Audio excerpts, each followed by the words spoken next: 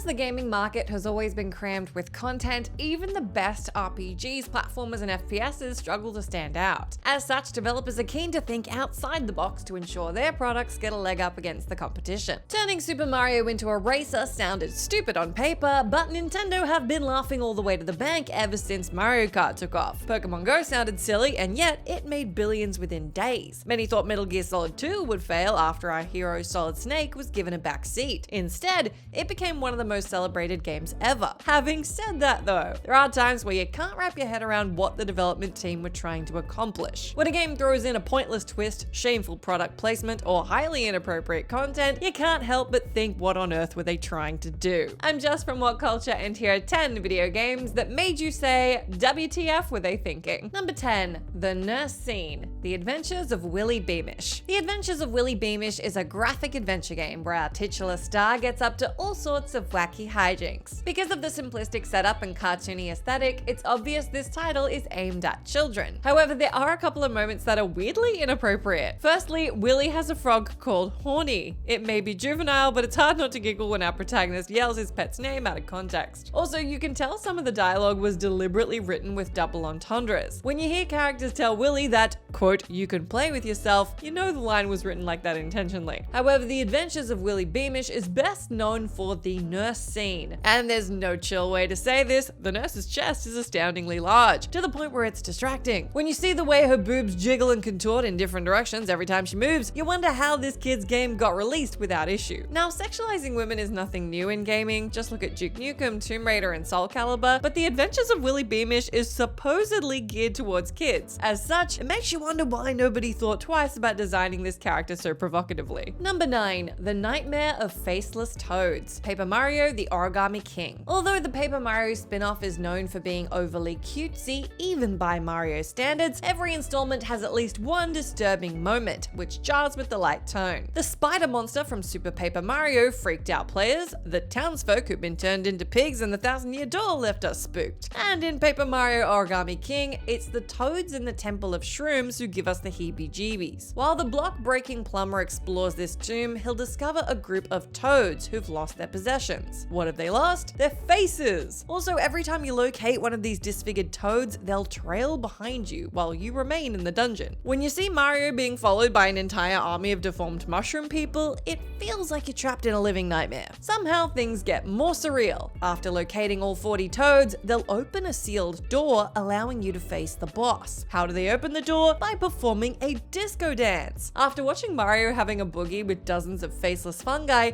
you can't help but think, what did I just watch? Number 8. Guess Who? Metroid Other M. Metroid Other M could, as a whole, fit into the what were they thinking category, since this Wii U exclusive ruined the series' heroine, Samus Aran. Rather than depicting our leading lady as a badass bounty hunter, Samus went sort of an over-emotional direction and relied on her superiors for advice and help. But this isn't the only factor that defiles the franchise. Throughout your playthrough, Samus encounters an esteemed scientist called Dr. Madeline Bergman. Madeline hopes to control the Metroids using an AI based on Samus's arch-nemesis, Mother Brain. But during the climax, Madeline shows her true colors. She's not trying to recreate Mother Brain, she is Mother Brain. Even though this dun dun dun moment was meant to blow our minds, it was met with groans and eye rolls. Mother Brain is a gigantic brain in a jar, not a human being. That's the way she's always been, and that's the way she should be. This would be like if while watching Godzilla, you learn one of the human characters is the titular lizard in disguise. It's not a clever twist, it's very, very, very dumb. Also, this revelation was really obvious. Madeline Bergman's initials are MB, for crying out loud. Number 7. Collecting decapitated heads. Space Station Silicon Valley. In Space Station Silicon Valley, you play as a microchip called Evo, who's been disconnected from its android body. To survive, Evo must insert himself in animal robots and use their bodies to navigate through the galactic vessel. Because of the colorful designs, there's no mistaking this game is for the youngins. Even the scarier animals like the polar bears and scorpions look adorable. However, there's one moment that takes an unnecessarily dark turn. During each mission, you have a series of simple tasks to perform. Deactivate an electric fence, destroy a computer, hug something fluffy, etc. But in the Ice and Easy level, your mission requires you to find human heads. As disturbing as that sounds, the reason why is actually worse. You see, these noggins belong to the professors who oversaw the station. After the cuddly androids went berserk, they decapitated the scientists, ghosts. And remember, this is a kid's game. According to Evo's mission log, you need to collect these heads to extrapolate data from their brains to operate the space station. But wouldn't it have been simpler if Evo had to collect data files or a folder, a manual? Instead, the developers thought collect preserved lopped off heads was the way to go. Despite this grisly mission, Space Station Silicon Valley managed to secure an E for everyone rating. So there you go. Number 6, abandon the fighting game. Street Fighter 2010, The Final Fight. Street Fighter 2 had such an unprecedented influence on the gaming world, it's easy to forget there was a Street Fighter 1. Despite Street Fighter's imprecise controls and lack of character selection, it was a game changer. After all, it was the first beat-em-up that required specific button inputs to perform special moves. Realizing they were onto something huge, Capcom decided to expand on this idea, which led to the creation of Street Fighter 2. But before running with that notion, Capcom released Street Fighter 2010, The Final Fight, a platformer where you play as Street Fighter regular Ken Masters. But this isn't the cocky Shuriken Master fighter that you're familiar with. Instead, Ken was revised into a cybernetic scientist who travels the galaxy to stop his traitorous colleague from creating a superhuman army. And what does that have to do with street fighting? Well, absolutely nothing. Because this abominable offshoot was Street Fighter in name only, it bombed in spectacular fashion. Fortunately, Capcom learned their lesson and applied the core mechanics of the original to forge Street Fighter 2, changing the gaming industry forever. It was a close call though. After Street Fighter 2010 tanked, Capcom could have scrapped the franchise entirely. Number 5, embarrassing product placement. Metal Gear Solid Peace Walker.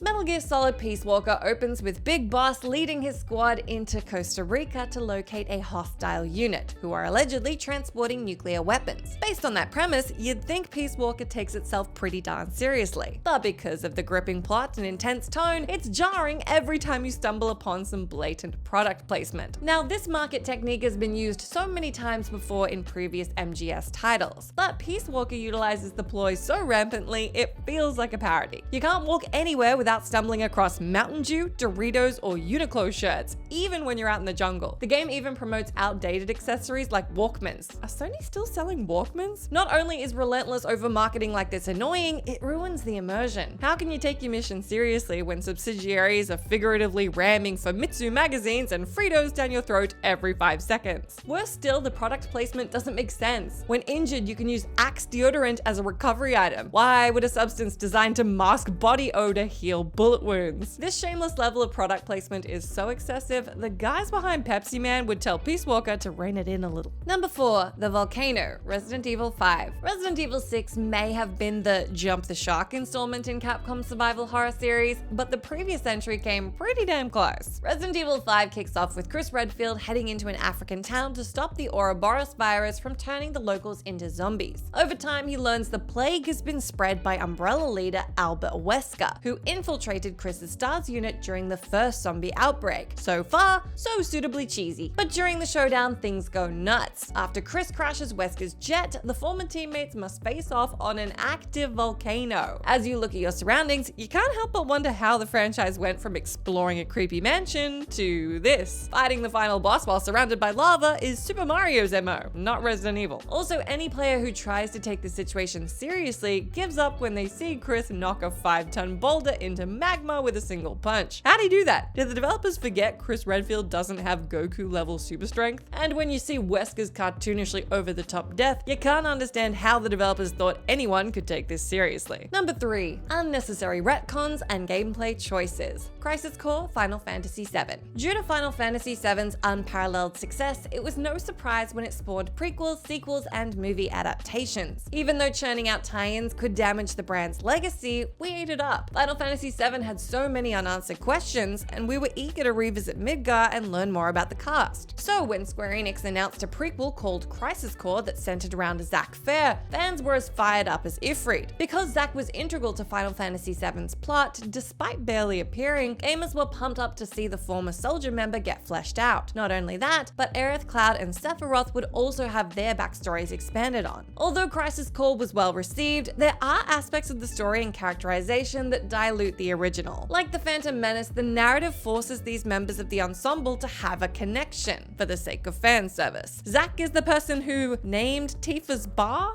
really? The game also spends needless time on trivial matters, like having Zack suggest Aerith become a flower girl, or having you manually deflect missiles from decimating a village, in one of the weirdest minigames in Final Fantasy history. Due to the awkward script, a lot of the potentially insightful dialogue comes across as dull. As such, Crisis Core fails to explore these beloved characters as much as it could have. Number 2. Sexing up KFC. I love you, Colonel Sanders. KFC founder Colonel Harlan Sanders has a habit of popping up in places you'd least expect him. Over the years, the finger-licking, fried chicken-loving Colonel has appeared in Green Lantern comics, mini-movies starring Saved by the Bell's Mario Lopez, and all 3 Phantasy Star portable games. But the weirdest product placement to implement the fast food mascot has to be the 2019 video game I Love You, Colonel Sanders. At first, this idea doesn't sound too bad. Being one of the world's most recognized restaurant chains, it's not far-fetched that KFC infiltrated other mediums, including video games. McDonald's have been pulling that same trick for donkey's years. But what makes I Love You, Colonel Sanders so bizarre is the fact that it's a dating simulator. In this game, we don't just get the elderly tubby Sanders we're all familiar with. This Colonel is smoking hot.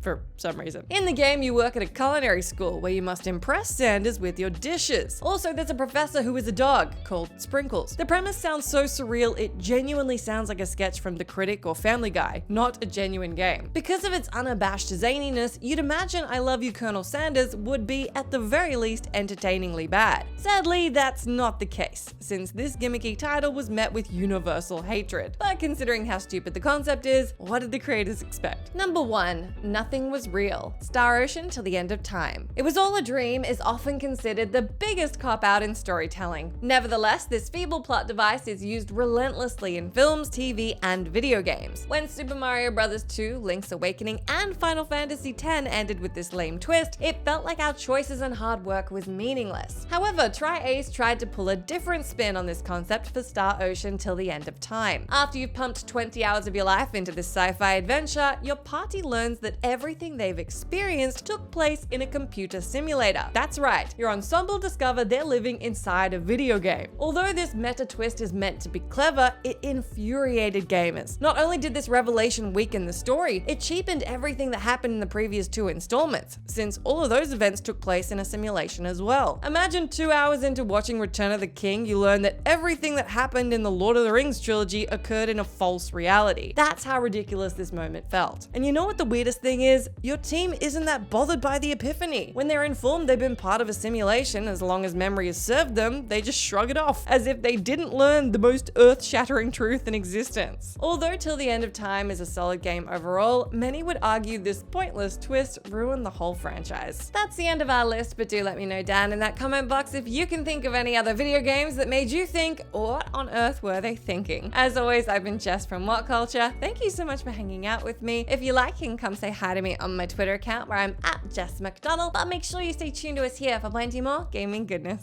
Thanks!